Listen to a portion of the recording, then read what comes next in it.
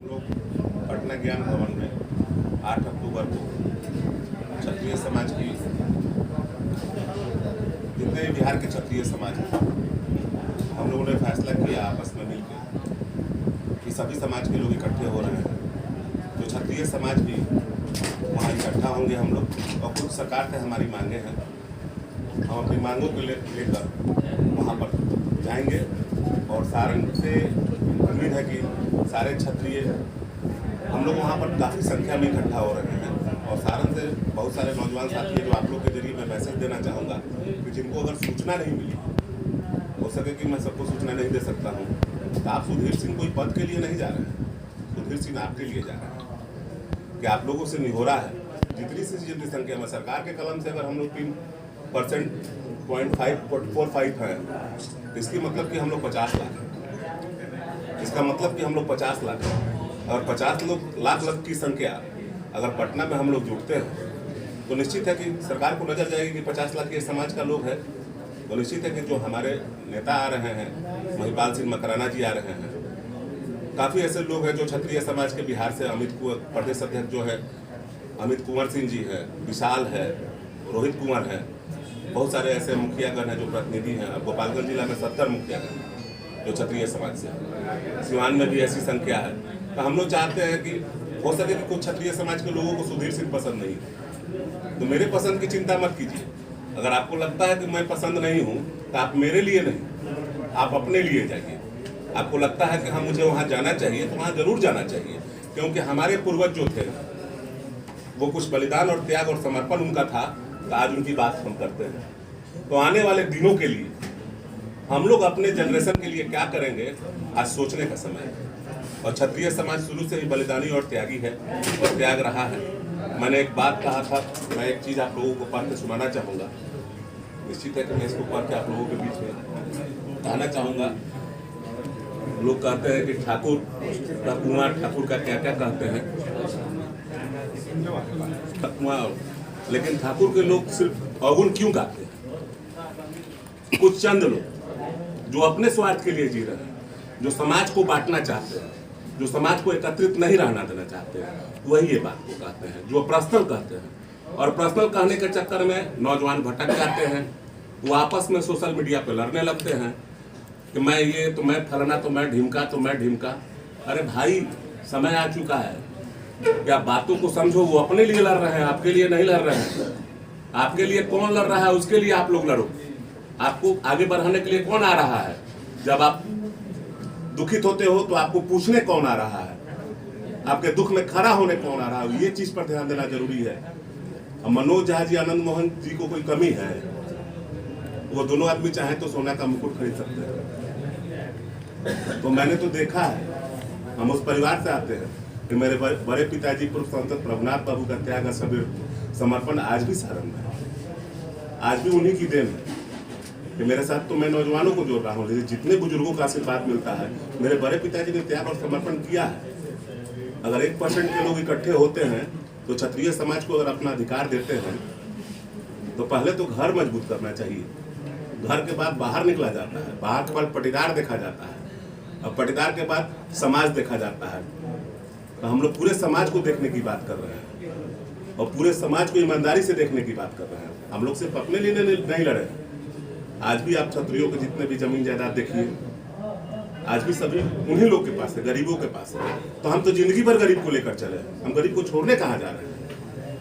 हमारे हितैषी वो हैं, उनके हितैषी हम हैं। हम उनके बिना नहीं रह सकते, वो मेरे बिना नहीं रह सकते। तो कुछ चंद लोग मैंने कहा जो अपने स्वार्थ के लिए, तो मैं बस उन बड़े नेताओं को यही मैसेज देना चाहूँगा कि कृपया आप समाज को ना बांटें। और मैं नौजवानों से बस हाथ जोड़ के निहोरा करूँगा कि उनके चक्कर में ना पड़े। आने वाला समय ये 2023 है, यहाँ सभी की समानता जरूरी है, सभी की भागीदारी जरूरी है, सभी का अपनापन जरूरी है।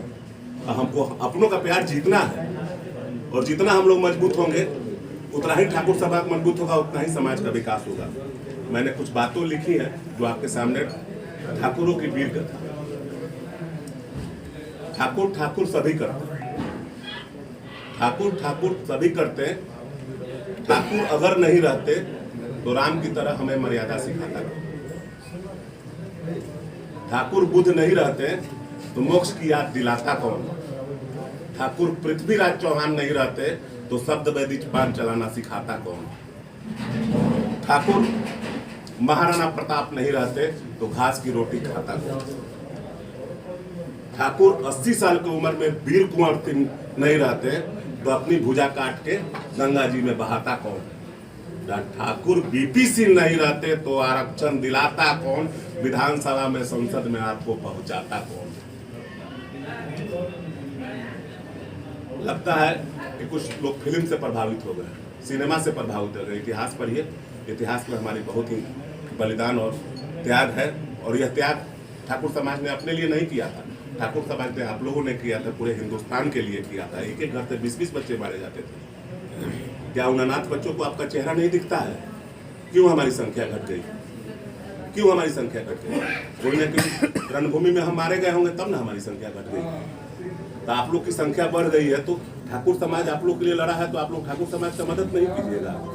निश्चित है कि आप लोग, मैं जनगणना सरकार के कलम के हिसाब से जनगणना हुआ है उसके बारे में भी 2 लाइन कहना चाहूँगा।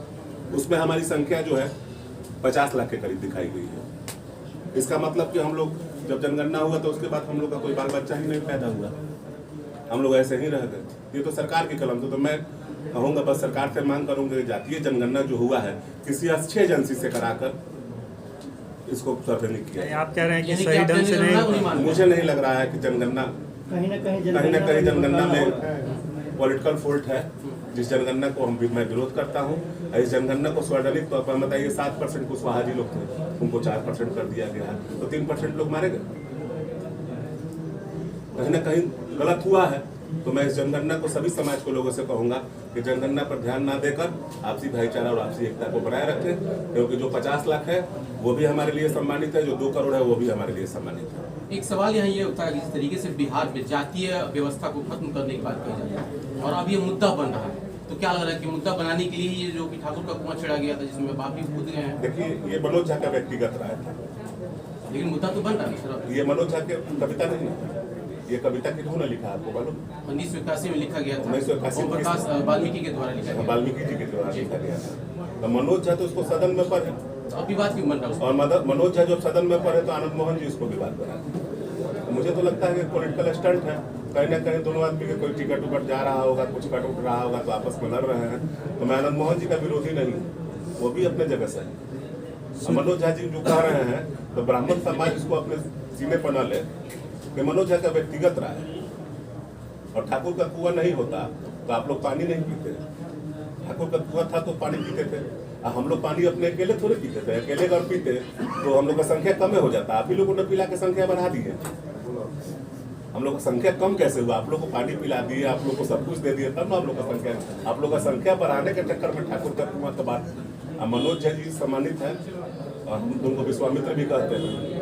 और विश्वामित्र और दोनों आदमी लालू यादव जी के ही परिवार, आदरणीय लालू यादव के परिवार से ही आते हैं, और दोनों आदमी उसी दल में है। तो अपने नेता को कमजोर मत करिए, चुनावी दिन आने वाला है, कोशिश कीजिए कि आपके नेता जो है, आप जिस दल में है, ईमानदारी से अपनी भूमिका क्षत्रिय सम्मान रैली का मतलब फिर क्या होगा? क्षत्रिय सम्मान की रैली हम लोग जो स्वर्ण के बारे में भी चर्चा करने वाले हैं। अभी प्रशांत जी से हमारी बात हुई, उसमें 10% की बात आ रही है, तो उसमें हम लोग चाह रहे हैं कि जैसे कि हमारे समाज में भी जो आरक्षण से हम लोग खुश नहीं है। 10% मिला तो? हाँ, 10% मिला है, लेकिन किस कलम से मिला है आप जानते हैं?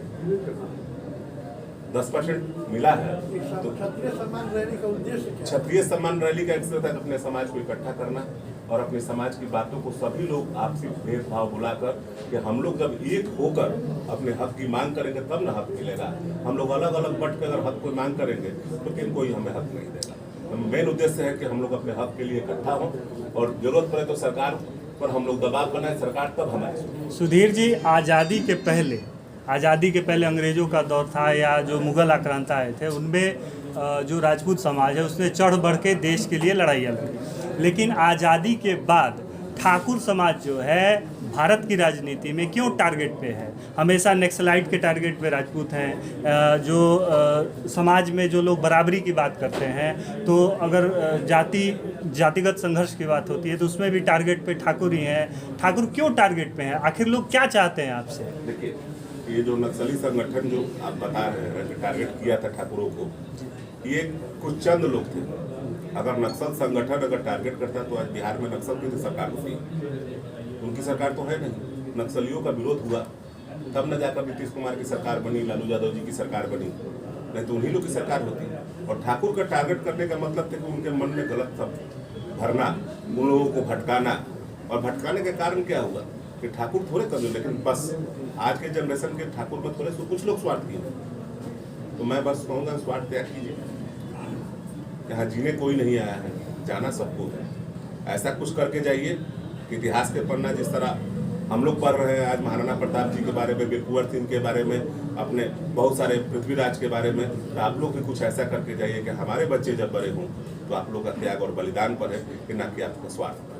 तो क्या इस सम्मान रैली से क्या ये कयास लगाया जाए कि जो क्षत्रिय हैं किसी एक लीडरशिप को मानेंगे, कहीं एक जगह आएंगे? मैं नहीं कहता हूँ, मैं किसी नेता बनने के लिए तैयार नहीं हूँ। बस मैं इन लोगों को इकट्ठा कर दे रहा हूँ, और जब ये ज्ञान भवन में इकट्ठा होंगे तो महिपाल सिंह मकराना जी भी राजस्थान से आ रहे हैं, बहुत सारे बिहार के ऐसे लोग हैं, वो लोग आपस में गेट टुगेदर करेंगे कि हम लोग की विचारधारा है किसी भी दल में, हम लोग बीजेपी में हो, राजद में हो, जदयू में हो, लेकिन जब बात क्षत्रिय की आए तो आप लोग सभी लोग एक मंच पे आकर और अपने समाज के हक की बात कीजिए। मेरा बस यही कारण है कि हम लोग जुट रहे हैं। क्या ये आगामी चुनाव को भी इफेक्ट करेगा? आपकी सम्मान रैली हो रही है, क्षत्रिय एकता की बात हो रही है। देखिए चुनाव से तो चुनाव में तो और भी सारे लोग जो इकट्ठा हो रहे हैं तो उनको भी इम्पैक्ट होना चाहिए।